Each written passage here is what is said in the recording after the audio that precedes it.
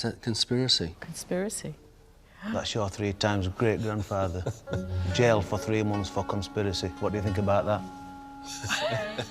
See, I knew there was something bad there. Well, at some point, that got washed out. Can I ask you to just read the top paragraph on that, please?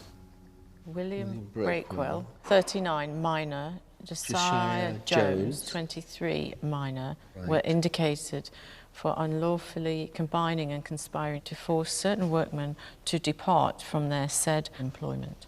When you read into that document, it's about him not allowing people to go to their place of work. Yes. So he's like a trade unionist. So they were on strike then? They were striking. Absolutely. Yeah. Would you like to find out more about that? I would like to find out a lot more. Chris's 3 times great-grandfather on his maternal line, William Breakwell, was a coal miner from Dudley. My name's Peter, and I'm proud to say that I was a coal miner for 33 years. What we do know about William is that at the age of 15, he was working in coal mines. Yes. Typically, what they would get for 1 day's work is 5 shillings. 5 shillings in today's money is £15. Basically, going underground, working 12 hours a day, 6 days a week for a pittance. So just to survive, they worked 12 hours? It was barely survivable. William and his family, they were living hand to mouth. They were on the breadline constantly every day. The landowners were getting very rich out of people like William and his family. In 1864, the landowners actually physically reduced the wages. As time went on, William decided to stand up against what were happening. I'm starting to sit up a bit more now. Yeah. So he decided to stand up for what he knew was right, What not just as miner. right, yeah, for everybody. I know all about that because my dad was a miner. Really? And so there was the same dilemma. Absolutely. So, first of all, set off with a couple hundred people. And what they used to do, at 4 o'clock in the morning, they used to go through villages, bang the drums, make as much noise as they could. Wake everybody up. Wake everybody up because they wanted to be seen, they wanted to be heard. So, on the 22nd of October, 1864, there was a law brought out to stop things like that happening. That's the law. The marching and assembling of numbers with or without bands of music in the neighbourhood, in the collieries, the coal pits, at times when the miners are... Returning from work has been declared by the author to be illegal. Illegal, To be illegal. Yeah. So it was specific for Absolutely. miners. Yeah. Yeah, it's illegal. And we can arrest you. And he absolutely said, I am going to continue fighting for it.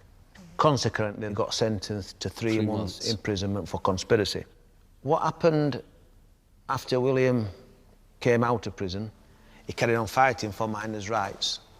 They set off with 200 men, then it became 2,000 in the local area, then it became 25,000 through all of the Black Country, and then it went nationwide. So there's reports that up to 100,000 miners were on strike, and the government started to listen.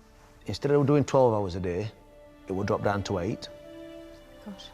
Massive difference. They got an increase in pay of 10%. So when we go back all these years, there's no doubt about it that William was one of the former founders of the Miners' Union. So your great-great-great-great-grandfather was a bit of a hero. That is truly unbelievable, I have to say.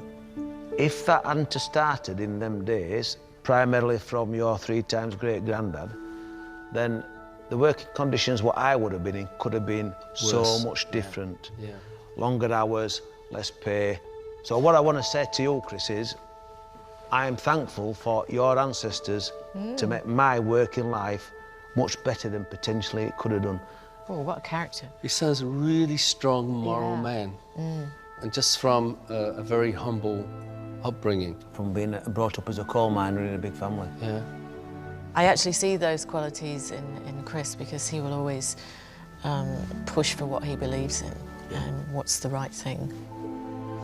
I had no sense of any family history, and so you just enlightened me so much.